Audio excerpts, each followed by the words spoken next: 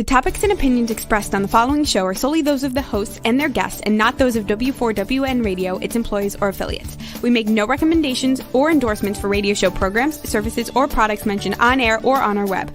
No liability, explicit or implied, shall be extended to W4WN Radio, its employees, or affiliates. Any questions or comments should be directed to those show hosts. Thank you for choosing W4WN Radio. Let's listen as Lorraine Lapointe, coach, therapist, educator, speaker, and founder of Head Heart Synergy, brings together another enlightened guest to inspire and motivate us to move forward, achieve our dreams and desires, so that we experience midlife awakening. And I'm your host, Lorraine Lapointe. Today we'll enjoy another candid conversation that reveals how to bring back a sense of balance and how to find forward focus. Today, take just a few moments to join us as we explore the possibilities and the perspectives that provide us with greater inner peace, power, passion, and purpose. Because that's what I call living at the edge of fulfillment in a midlife awakening.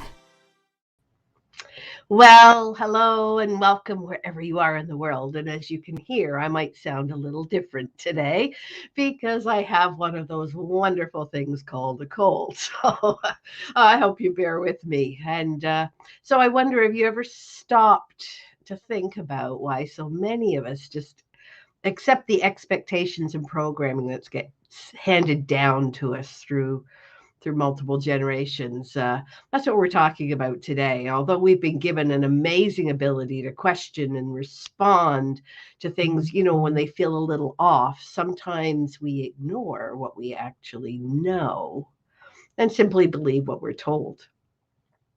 Has that ever happened to you?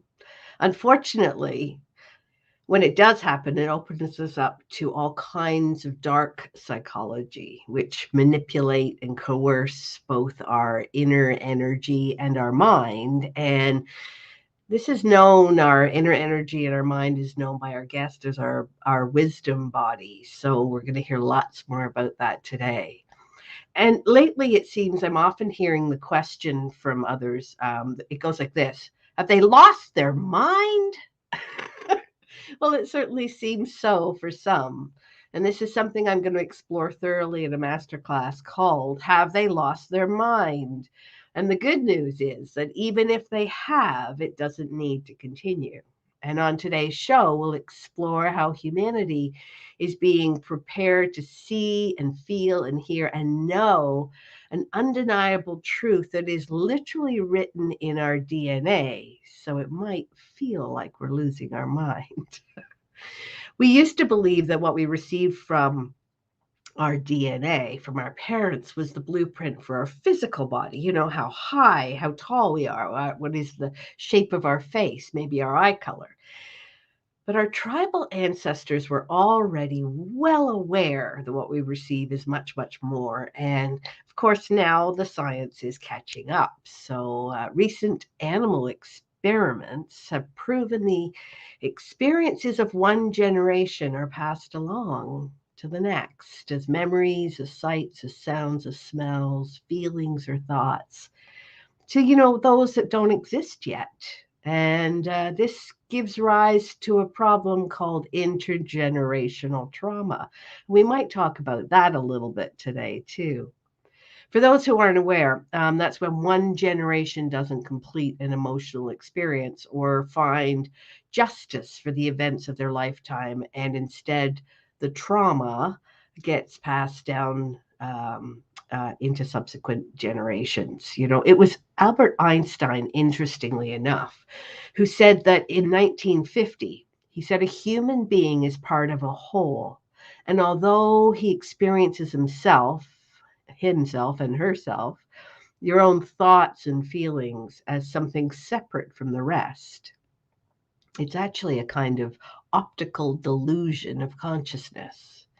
And I believe that's why trauma, drama, and attachment bonding and past echoes are being revealed in this time so that we can choose to heal and connect to our true nature, preparing us to mindfully move forward and learn how to relate to each other in new ways.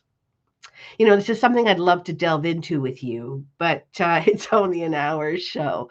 So, for those who I haven't met before, I am your host, Lorraine Lapointe, and you can think of me as a mindset wellness specialist. I guide those who are asking big questions like, is this all there is? And what's next for me? And have they lost their minds? And that's why I reach out through this radio and talk for TV program. So you have an inspiring, safe, and sacred space to explore different ways to live with greater peace, power, passion, and purpose.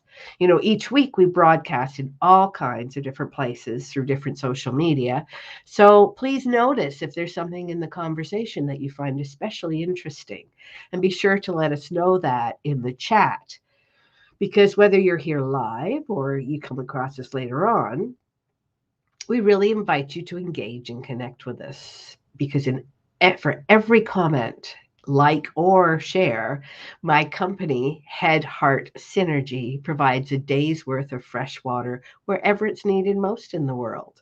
And that's through a company called B1G1. So simply add your comments and your questions, or send an invitation to encourage friends or family to explore today's topic, which is embracing and caring for the wisdom body.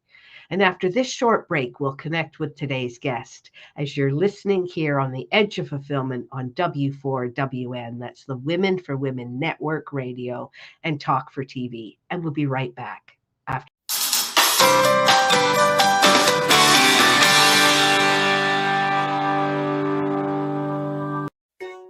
Did you know video is the future on content? There are 3 good reasons why video is the future of content. Number 1, videos are often more engaging than simple pictures or music alone. Number 2, it's much easier to tell your story through video. Number 3, because we love to watch video, they go viral much faster. Hey, notice you're still watching right now. See how well it works. Next time we can play your video here instead. Ask me how. Shine online on Talk 4 TV and W4WN Radio.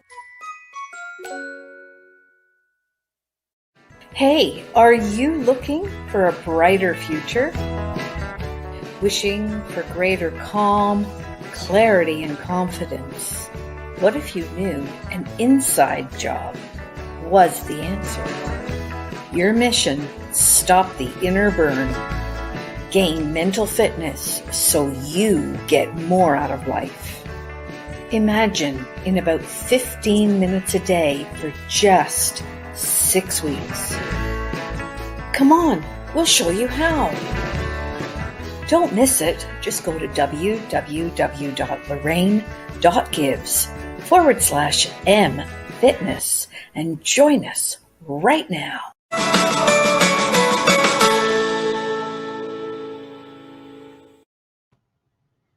Welcome back.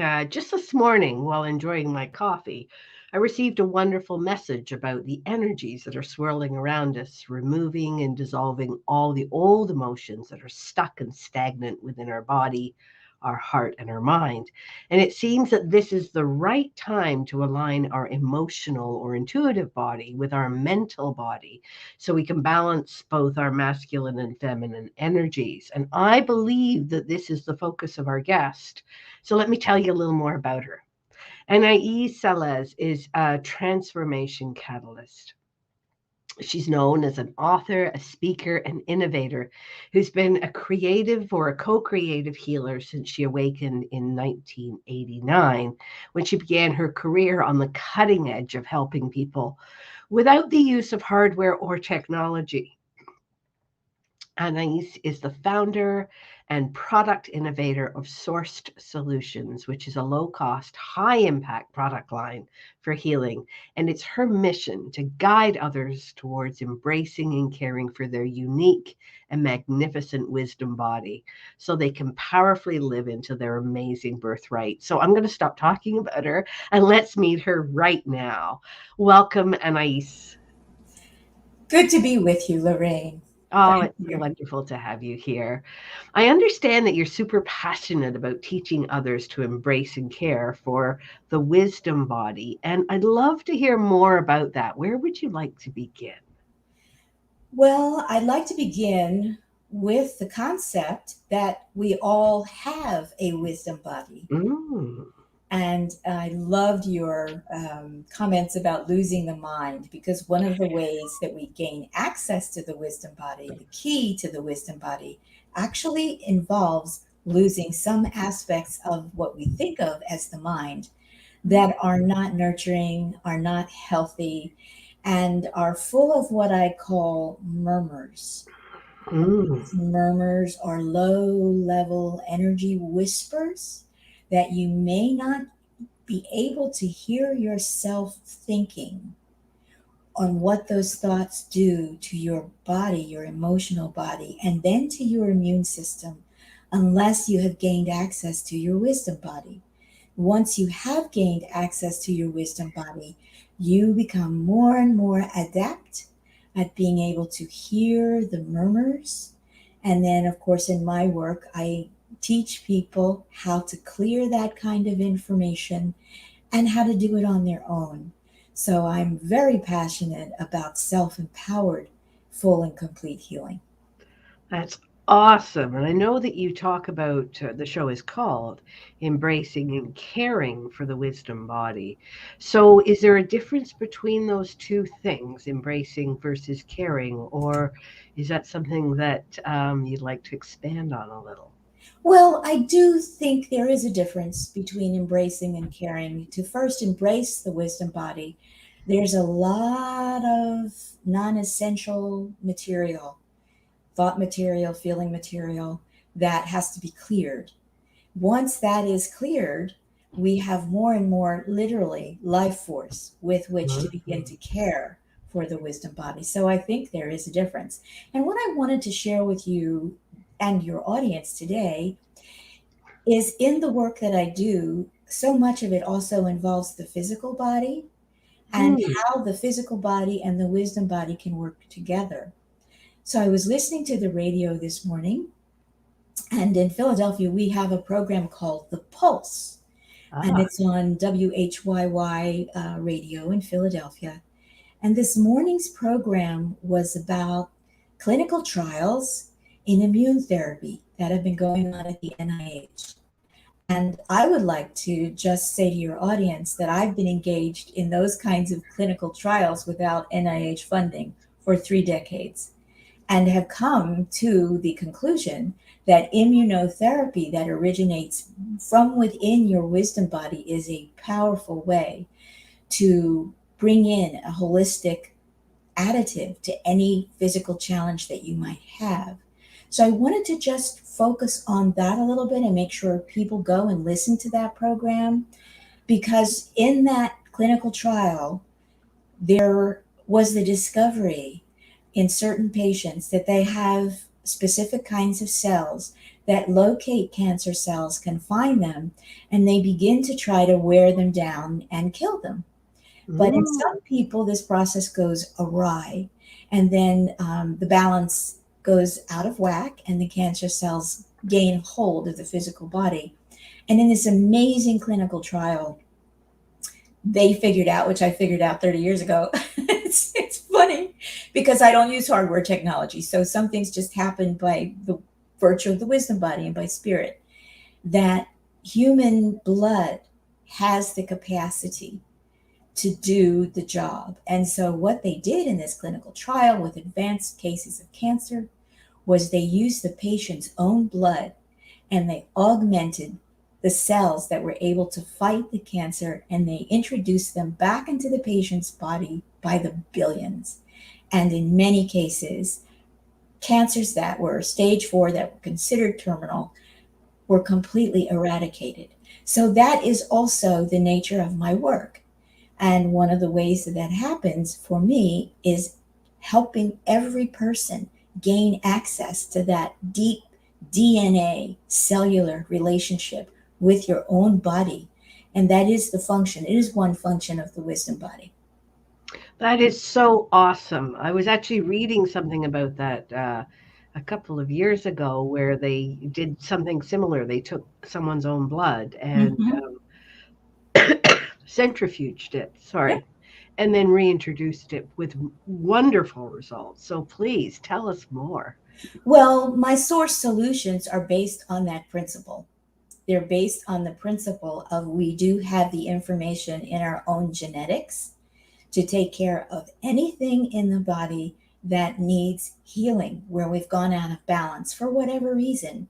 And sometimes those reasons are really purely based in emotions and thoughts that we are not able to bring to a state of peace and balance and calm. So that is wonderful training for the new Jedis of the future, that we are able to do this. And what is key is learning how to do it and being so in touch with your own physical body that you know when to bring this wisdom into play. That is awesome. I'm gonna work on that for getting rid of whatever this is that's invaded my body. I love that question, Rachel. Can you elaborate or give an example using hardware technology? Well, I just did. At NIH, they are using hardware technology. When I do this work, I am using no hardware technology. It is just a matter of understanding the nature of frequency. We're surrounded by frequency. When you turn on your live stream, when you turn on your computer, when you turn on your television set, you decide to watch a film, you are employing the use of focused frequency. You just don't think about it. Well, I think about the use of focused frequency, and that there are frequencies that are available for all kinds of experience in addition to watching films. So without hard technology, I am able to interact with those frequencies, direct them, and share them. And I do that through my product line. That is awesome. And we already know the effects of what you're talking about in terms of film, radio, any kind of thing like that we use, any kind of media. It is a frequency. And one of the things that we already know is how hypnotic video is. I mean, turn on a video and even a 1 or 2 year old, boom, is like stares at it, and I believe it's just the frequency is so mesmerizing, and hopefully what's coming in when you are mesmerized is good stuff for your body, because How do sometimes you people know? choose not to watch or listen to things that are really uplifting and helpful. How do you know? That's the work that I do with people who come to me for coaching and for emotional medicine healing work. How do you know? How do you discern? And once you begin to understand that you can do this on your own without any technology at all, you do begin to discern it. And then you can make the choice. I'm not allowing that frequency into my consciousness. And so that's a wonderful, wonderful, incredibly powerful form of freedom. It's a form of freedom. And I think we all should know that we are born to that level of freedom, and our wisdom bodies are the way to access it. So, yeah, I think this is where we're going. I think this is where we're headed. And I'm excited because I am moving into a space where some of the work that I've done that began 30 years ago, particularly with burn patients, with burn survivors, where the work that I did using energy frequency, just allowing those frequencies to be organized and directed through my body, through my hands, generated stem cells in burn patients where their doctors were really fearful of amputation. And I remember joking at that time when we were having these successes, and I was working side by side with physicians in hospitals in a burn ward, that I thought, wow, wouldn't it be great if I could just bottle this? And I have. So tell us more about that. That's what the source solutions are. And that enables people all over the world to gain access to that. And I don't have to be there. They can get it. The information is available to them through another medium. And it's not hardwired technology. I hope that answers your viewer's question. I hope so too. And Rachel, if that didn't answer your question, please let us know, because we're willing to dive in to whatever this conversation requires, wherever it goes. I love what you were saying just then, Anaiis, about healing on a physical level, and you were healing in the burns ward and burns patients. Can you tell us a little bit more about that so our viewers and listeners understand better what it is that you're actually doing and the results that you're receiving? I have made a documentary about that, which needs to be remastered. And in the last few years, I've been really busy getting things organized to move forward in a kind of a cultural quantum leap. So I will be bringing that documentary back out, remastered, and that will be available. And I've also come together with a group of other holistic practitioners in Philadelphia, and we've created a health and wellness education center. And this is one of the places where people can come and get the solutions and get in touch with me and work with me and with the other practitioners in our community. So that's been just organized as a 501c3. So now we're a nonprofit. And now I will be able to take the work that I'm doing without the funding of NIH and get some funding and set up some different clinical trials that do this work without the hardwired technology and empower people who are in all kinds of challenges to find the means within themselves, because it is there in the wisdom body, to move through and bring themselves into a space of healing. Now, I will say, before I went to work with these doctors in the burn ward, I had 2 healing experiences I had to go through myself. We're all familiar with the story of the wounded healer. I think that's a kind of an archetype. And the first was that I was diagnosed with late-stage pelvic inflammatory disease in my early 20s. And that was the result of using the copper-7 IUD. And I didn't know. I just knew I didn't feel well. And I had to actually fight with my gynecologist to take that out. He kept telling me, no, I'm not taking it out. I'm going, yes, you are. It's my body. But this was, the young women, it used to be like that. So it ended up that because of that, I developed a low-grade pelvic inflammatory infection, and both of my fallopian tubes were completely clogged. Tests performed, and there was no way that any kind of a little egg was going to find its way down into my uterus to be, I can't think of the word right now, but fertilized? Fertilized, yeah, right. Yeah.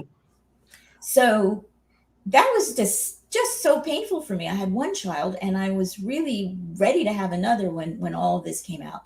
Well, this went on, and by the time the diagnosis was made, I was almost terminally ill because it was a form of fungal infection that had piggybacked on the pelvic inflammatory situation. And I lost the function of one kidney. I was down to 80 pounds.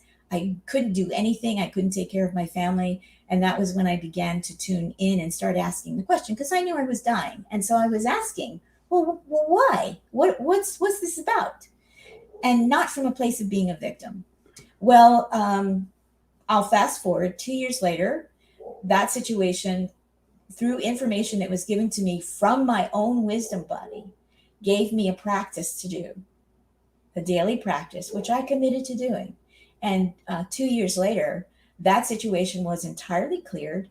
And then several years later, I gave birth to a second child, no complications. And they had told me when the situation was first diagnosed that even surgery, they couldn't guarantee they could fix it with surgery at that time, and that there would be a high incidence chance that I might have an ectopic pregnancy, which could be fatal. Well, that didn't happen. When sailed through, the child that was born after that was fixed, we want to talk about generational trauma. There was a thread of intergenerational trauma that was in operation here. So my darling younger son, absolutely precious, delightful child, eventually developed juvenile rheumatoid arthritis when he was 18 months old. Oh. And that was another augmentation of my wisdom body. Again, I received information from within on how to move through that circumstance. And within 4 months, although we'd had the x-rays and 2 doctors and the clinicians had said, yes, your child has juvenile rheumatoid arthritis, there's no cure, give him 12 aspirin a day. In 4 months, he was completely clear. So that's that wonderful. Prepared me for the work that I eventually did with burn patients. There were other things along the way, but that is the power of being able to access your own wisdom body. There is phenomenal information inside your own core of being that will really help you get through whatever it is that you need to resolve. You just have to learn how to access it. Well, if I can share a story with you, it reminds me of a story that I heard from Deepak Chopra. And he, actually the opposite way, he had a friend who was a doctor who went and had an x-ray, and the x-ray technician said, "Oh, you have a spot in your lung." And I believe the spot in your lung is, cancerous and it's terminal. Well, the long and the short of it was that unfortunately, this doctor died 2 months later. And then when Deepak was cleaning out his office files and things, he found an x-ray of like a chest x-ray that was 30 years old. It had the same spot. Mm-hmm. So literally somebody had implanted the idea that he was dying, and he accepted it and passed away. That's what I call a murmur. You can't hear it until you train through your wisdom body. When you do hear it, and then you know what to do with that information. And that's a perfect example. Of taking in a bit of information that when we're not conscious of it becomes deadly. Well, and we're seeing a lot of it today, like with this question of have they lost their minds? I think is because people are taking in so much of what is out there at the moment in media and television and ideas about what's, what could hurt them or get them versus, and what others are thinking, what others are, and the dangers. I mean, if you just sit in that kind of stew long enough, you start to lose your mind. Well, we are sitting in that stew right now with the pandemic. Exactly. It's a perfectly engineered environment, and everyone is hearing the murmurs over and over and over and over several times a day. And what I'm hearing from you is that if you can recognize those murmurs and choose not to accept them and choose something to listen to your wisdom body, then you don't need to lose your mind or anything else. You don't, and your immune system will be the better for it. Yeah. Yeah, and I mean, we're all talking about immunity these days, and I loved your story about how you boosted your immunity and healed yourself so that you could have the second child, and how you healed that second child. That's awesome. It's progressive of amplitude. So with every opportunity, when I chose to listen within to my wisdom body, I was given the benefit of that choice. Yeah. And I think that's a powerful thing for people to know, especially as they're living on the edge of fulfillment. I also wanted to add, Lorraine, that the discernment piece, one of the things that's so highly emphasized in our culture today, globally, is not only mind and intellect, but that is a function of light. The mind and intellect, actually in your energy field, when you can see these things, which I can, that is a light body. And many people think that is the be all and the end all of, being able to see, being able to understand things, being sensitive, but it is absolutely capable of being manipulated by light. And that's what happens when we're watching programming that moves in like a little snake and then generates something that is unhealthy for us. And we have to wake up to the fact that we're allowing that to happen because it's all about consent. So I wanted to make sure that one of the most powerful things that people can do as they work, making a discovery of their own wisdom body, is to use sound, and to use sound that has no words. Because if we want to go with the esoteric descriptions of creation, in the beginning was the sound, not the word. In the beginning was the sound, and the sound became form when it combined with light. So I'm going to go esoteric there and just give people that little tip. So do a sound meditation with some music that you love that just makes you feel inspired and uplifted, but that has no words. Interestingly, because one of the things that we know is that a baby acquires language, not, it doesn't come into the world understanding language. A baby acquires language through interacting with other adults and other people, but very much attuned and aware. If you've ever watched a newborn, they can be very attuned and aware and very drawn to light and very drawn to sound.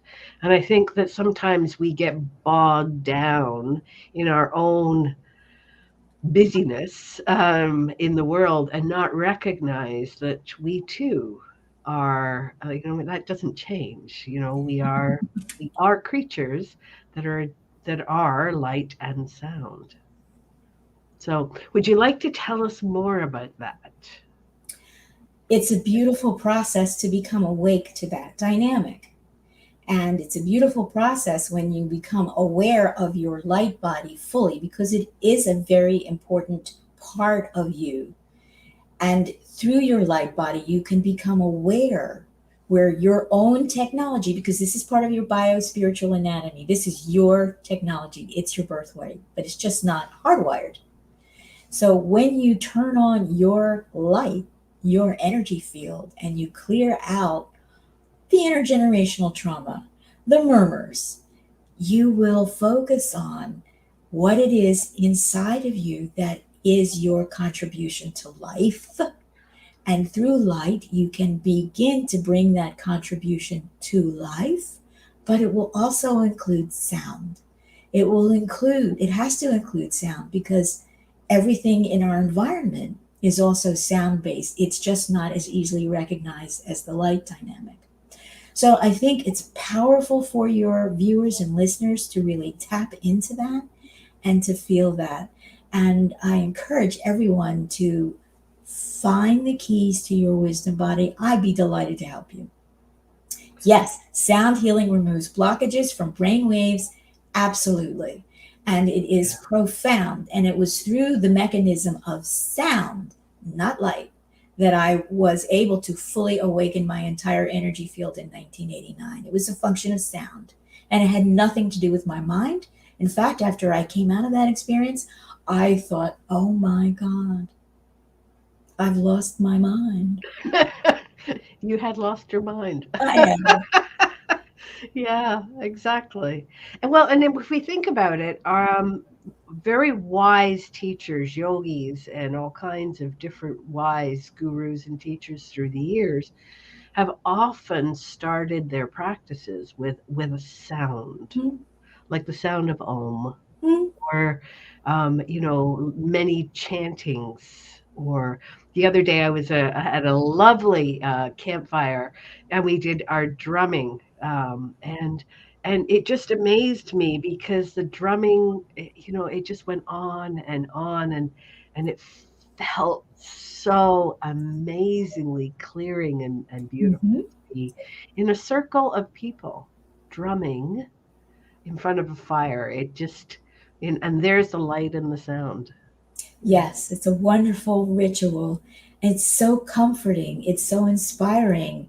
And the feeling of connection is very, very powerful. So I would recommend to anybody, if you have the opportunity to do that, take that up. I will be joining friends at a fire pit later today to celebrate the new year. And I also want to share that with the sound, when the wise ones, and they were wise, they're still wise, what they've shared with us is still applicable. We just have to accept that it is.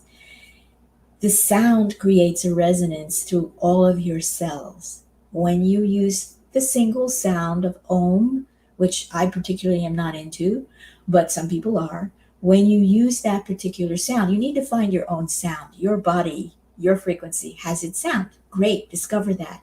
And then work with that sound in your own body. That sound resonates through all of your cells. And if you're thinking clearly, you can use sound as a bridge, which is what I do in my own life and in my work. I use sound to convey thought information. So yes, even sighing. Oh, it sounds Ah, like yes. laughing, right? Yes. And I was thinking as you were speaking too that when I'm really happy, when I'm feeling really good, I hum. Yes. I don't sing. Some people sing, but I don't. I hum. And yeah, that is definitely exactly what you're talking about. It resonates through your entire body and it interacts with your biospiritual anatomy, for those of you who are familiar with chakras and the energy field. It sets up a resonance in the energy body that can bring you back to what I call 0 point energy, where you can reset physically, emotionally, mentally, spiritually. And then you have the opportunity in that 0 point energy to erase intergenerational trauma, clear out another layer of information that isn't healthy for you, and bring in a calm point where you can begin to co create again anew from a fresh perspective. This is absolutely fascinating. And if listeners are wanting to know more or to get involved with knowing the ins and outs of how to do this, what is the best way for them to learn about this, do you feel? Well, I have a number of ways, but I do it in graduation. It gets more and more complex as time goes on. But a great way to begin is just to join into my Wisdom Body program, which I will be offering at the end of January. That's an 8-week program that takes people through how you recognize these strong emotional dysfunctional templates that we are all embedded in, that create template sets. For instance, the template set of the emotional uh, landscape of rejection, abandonment, and jealousy, Mm. and what that does in the body, and then knowing how to be in relationship to that template set so that you can clear it. We have several of these sets in our emotional bodies, and we just feel like we're running amok, and we're overwhelmed with the emotion of rejection, or we're feeling abandoned, or suddenly we're enraged with jealousy. These are not natural emotions. These are overlays. And so in my work, come into my program and I will get you through all of these template sets, and you can just get rid of them. That is awesome. And I mean, I'm translating a little bit into the language that I'm using, and I'm hearing that murmurs are like inner saboteurs or those inner critical voices. Is that similar? That you someone says, oh, you did so beautifully, in that performance, and you hear in the back of my mind, but you should have done better. Or is Mhm. that the kind of thing, or Mhm. those kinds of murmurs? Is that what But we're talking about? there's murmur sets with these emotional templates. So that would be at the set of the mental body, where you were hearing sound information that was about not being good enough. Well, Mm. that relates to another template set. And then there's the mental body in your bioanatomy, there's the emotional body, then there's your atomic molecular body, and then there is the spiritual, full on, absolutely priceless layer of you that contains the information that is encoded in your DNA. So, going through each of the template sets and clearing that information out, the murmurs, when we're talking about something like cancer, that's a murmur that you will not hear unless you're attuned to listen to yourself at the atomic level. Interesting. So, can you tell us a little bit more about that? Because I know a great number of people have been suffering with many different forms of cancer in the last, 50 or 60 years. So it seems to be more and more prevalent. Is that just a perspective, or is that No, actually a change in the atomic it's a structure? change. And I will give you, if for those of you who are unaware of it, the 1950s was when we moved into the great era of vaccination. And it began with the polio virus and polio vaccination. Now, what a lot of people are not aware of is they're not aware of the HeLa cell. and they're not aware of the story of the HeLa cell. The HeLa cell is an immortal cancer cell that was discovered in the cancerous cervical tumor of a Black woman named Henrietta Lacks in the early 1950s. And this tumor was, when she died, she was at Johns Hopkins for treatment, and when she died, without her permission or without her family's permission, this tumor was removed from her, and it was discovered that it was composed of immortal cancer cells. They cannot be killed by any medical intervention. Now, what did traditional medicine do? They began using these HeLa cells in the development of vaccines. So there's HeLa cells, there are trillions of these cells now, enough to go around the earth several times. And they are still being used in biomedical research for the development of vaccines. So you have to ask yourself, isn't that an interesting correlation between the explosion of cancer around the world, the introduction of vaccines, which of course helped quell a virus like polio, but there was a saboteur that was used in the development of the information, and it can't be killed.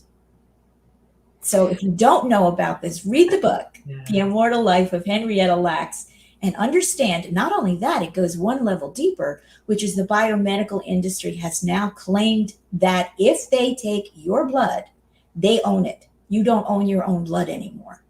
So we need to be aware of the legal ramifications as well as the biological implications, and understand that there can be these murmurs deep within us. And we didn't have anything to do with starting them off or setting them into motion. Well, when something is introduced to the body, I mean, it becomes part of us. I mean, people just think, oh, I'm just getting a shot, you know. But goodness knows we've heard so much about them lately. But you're introducing something into your body. Yeah, and is your body prepared? How is your body going to interact with that information? And that's the thing I learned. It was so beautiful with my son with juvenile rheumatoid arthritis, because I had the choice and I was given the information. How is his body going to react to this information? How is your body going to react emotionally to this information? And what opportunities do you have? Because this is a thread of intergenerational trauma. And you may not understand because the thread is long and old, but it is a thread from many generations of being a human. So how are you going to respond to this? Yeah. It's also, just to put it in sort of everyday terms that I think most listeners and watchers can understand, is as children, we look to our parent to solve our problem, right? We look to the older, wiser ones. We feel insecure. We're afraid of something. And so we look outside of ourselves to those who could or should have information or ideas about how to protect us. And in very many ways, our society has enhanced that need to cling to an outside source for information, for care, for saving us. And that I see going on a lot these days. And, you know, if I just reach out, the system will take care of me. I'll accept this shot so the system can take care of me. And we're being treated like children, because if you don't do what you're told, then there are consequences. It's like, go to your room. Except it's not called go to your room. It's called go to your house and stay locked down. Same thing. Same thing. Just now, yeah. So it's just, that's a great perspective, Lorraine. Thank you for illuminating and shining light on that perspective. But I will say the key with my son and with myself was the relationship, and that I encircled the difficulty, the problem with my heart. Our mind could not take care of it. There was no mind, intellectual, traditional medical resolution. But resting here within and going through the feelings of my authentic emotions and my heart, my son and I went into a relationship. When I got the information, it was not about curing him or fixing him. It was about loving him and providing his body with the best support that I could so that it could find its way to deal with the informational challenge. I think that is so important. It bears saying again that you loved him so his own body could fix what was wrong or what was not in alignment. It's It not was it's not about someone coming in and I mean it's part of surgery, right? Somebody coming in and mucking in your body and fixing you. And I'm not knocking surgery. I mean, me either. surgery helps lots of people. But there's a real sense these days of putting our own health and our own care in the hands of others and not in our own wisdom body. There's a balance, and I will share that, my most amazing experience of needing to, because I can write light code, I'm able to kind of engineer light and sound so that I can develop certain kinds of experiences that I would like to have, which is why the information in my Source Solutions is so powerful. But I was in a dynamic with the murmurs and this incredible pressure from without that is geared to pull us apart, to pull us into separation of our own bodies, to pull us into separation of our most profound and loving and healing relationships, to pull us into separation. I have a video all about, we're living in a state of separation. So when we come out of this degree of separation, I was being pulled and pulled and pulled. And I was like, no, this is not, I do not consent to this. I do not consent to this activity. And I could feel the inner pressure of things in me. One of the things that came up for me, I'm going to tell you this, the night before the experience that followed, I realized that one of the things in my own emotional body that was not functioning well for me was vulnerability. And I needed to surrender to vulnerability, which means people taking care of me, people looking out for me. I'm always the strong one. I'm always the one that's like, blah, blah, blah, blah. And I'm like, when my body was saying, no, it's time for you to be vulnerable. So I thought, okay, I'm short on vulnerability. I don't know how we're going to co-create the opportunity for me to heal that, but let's do it. And I wrote the light code the next day around 2:00 in the afternoon. I had a little minute. It was like, okay, it's quiet. Write the light code.